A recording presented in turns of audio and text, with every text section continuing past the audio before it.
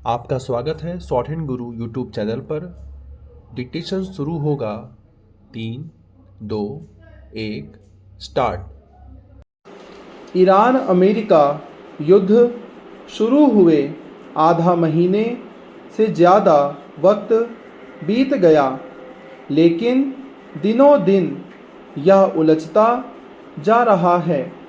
यह युद्ध बड़ी चिंता ही नहीं बल्कि मानवता का अपमान है। युद्ध में दोनों तरफ से अतिवादी कदम उठाए जा रहे हैं। युद्ध रोकने की कोशिशें नदारद हैं, पर अमेरिका के ज़्यादातर सहयोगी इस युद्ध के लिए तैयार नहीं हैं। तेल का अभाव झेल रही दुनिया जानती है, हॉर्मुज जलडमरू माध्य पर यातायात का सुचारू होना जरूरी है। पहले अमेरिकी राष्ट्रपति डोनाल्ड ट्रंप को लग रहा था कि वह ईरान पर हावी हो जाएंगे और हॉर्मुज मार्ग पर असर नहीं पड़ेगा। अब यह काम ट्रंप या उनकी सेना नहीं कर पा रही है, तो उन्होंने चीन और नाटो के सदस्य देशों को एक तरह से ललकारा है कि ये देश इस समुद्री मार्ग को खुलवाने के लिए आगे आएं। इस बीच सोमवार को कच्चे तेल की कीमत लगभग $105 प्रति बैरल तक पहुंच गई है।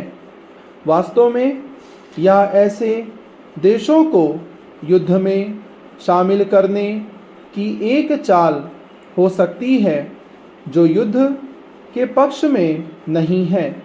सीधा सा अर्थ है, हॉर्मुज को खुलवाने की कोई भी कोशिश ईरान से लड़ने के समान होगी। इस त्रासद युद्ध के संबंध में दूसरी सबसे अहम बात है अफवाहों और डीप फेक का इस्तेमाल।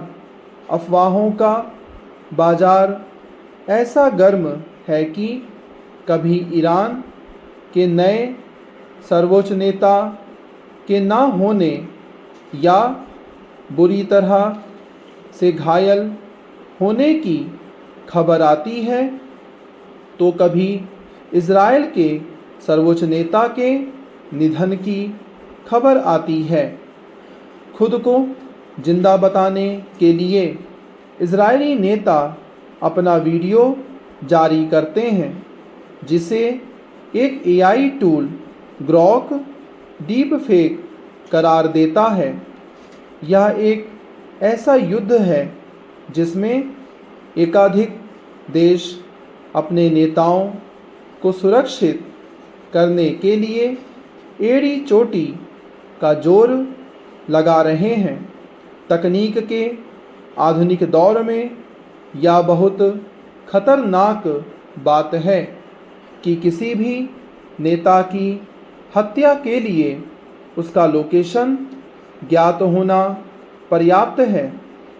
अगर इज़राइल को ईरानी नेताओं की लोकेशन चाहिए तो ईरान भी कम नहीं है। नेताओं की लोकेशन की बेरहम तलाश के दौर में सच्चाई अपना लोकेशन गंवा चुकी है। आज हकीकत यह है कि दुनिया विश्वास या अविश्वास की बेहद नाजुक डोर पर टिकी है। ध्यान रहे, विगत महीनों से ट्रंप हर किसी पर टैरिफ की तलवार भांज रहे थे। अमेरिकी मदद और संवेदना के दायरे को समेटते चले जा रहे थे। आज जब ज़रूरत आन पड़ी है, तब उनके नाटो के देश ही मदद का हाथ नहीं बढ़ा रहे हैं। विडंबना देखिए, कुछ ही महीने पहले ट्रंप को नाटो की ज़रूरत नहीं थी, पर आज उन्हें इसकी याद आ रही है। यह एक सबक है कि दुनिया में किसी महाशक्ति का व्यवहार कुशल होना जरूरी होता है, तभी आड़े वक्त में दूसरे देश साथ खड़े होते हैं। जहाँ तक भारत की बात है तो उसे हॉर्मुज में ईरान ने कुछ राहत दी है। स्थितियाँ बहुत तो नहीं बिगड़ेंगी, पर तेल गैस की किल्लत कमोबेश बनी रहेगी।